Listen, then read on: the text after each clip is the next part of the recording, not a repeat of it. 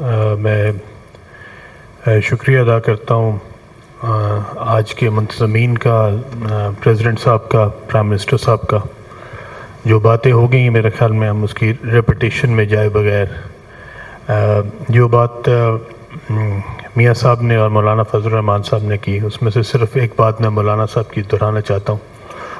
उस तस्वीर के बारे में जो एक बच्चे की थी और उसमें उसने कहा था कि जब मैं अल्लाह के पास जाऊँगा तो मैं ये फ़रियाद ज़रूर करूँगा कि जब हम पे ये सब कुछ हो रहा था तो वो सब मुसलमान जो हैं वो चुप थे और उन्होंने हमारी मदद नहीं की। तो हम सब ने वापस तो जाना ही है और ये फेस तो करना ही है। तो बस इस बात का ख्याल रखें, जितनी भी ज़िंदगी रह गई है ये बहुत थोड़ी ही है, और इसके बाद वो जाके वो लम्हा फेस ज़रूर करना है कि जब हमने ये जाके ये नदामत जो हम अपने साथ लेके जा रहे हैं, हमने वाकई कुछ नहीं किया, और ये हम सबको एक्सेप्ट करना चाहिए। हम जो कर सकते थे शायद हमने वो भी नहीं किया।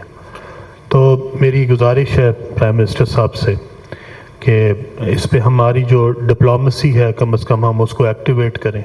हम कम से कम मुसलमानों के जितने भी सरबराहान हैं उनके साथ रब्ता इस पे तेज़ करें। आज 1 साल हो गया है इस बर्बरियत को, और कोशिश करें कि हम इसके लिए जितना मुसलमानों को इकट्ठा कर सकें।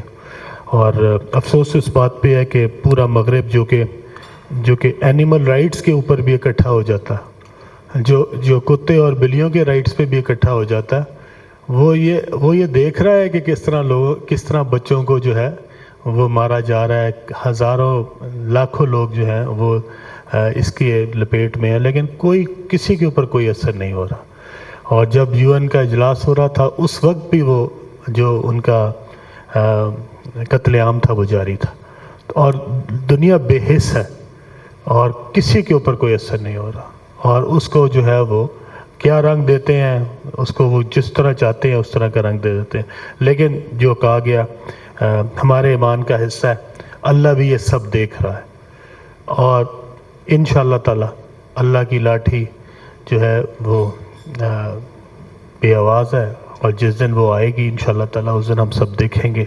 मेरी प्राइम मिनिस्टर साहब से गुजारिश होगी कि हम अपने डिप्लोमेसी के ऊपर अपने मिशंस को भेजें, अपने एक कोशिश करेंगे इसके ऊपर। और साथ एक मेरी पूरी कौम से गुजारिश होगी, हम बहुत सारी चीज़ों में बहुत बटे हुए हैं, बहुत सारे इंतशार का शिकार हैं, बहुत सारे खिलफिशार का शिकार हैं।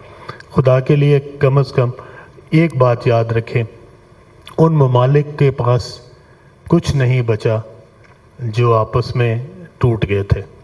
आज उन ममालिक को देखें जहाँ पे इंतशार था, जहाँ पे आपस में फितना था, फसाद था।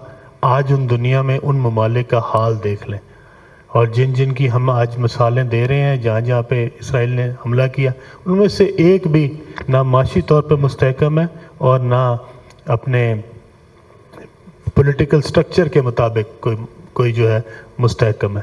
तो जो मुल्क डिवाइड हो जाते हैं, अंदर से डिवाइड हो जाते हैं, वो खोखले हो जाते हैं, और वो फिर इस काबिल नहीं रहते कि किसी दुश्मन की जलगार का मुकाबला कर सकें।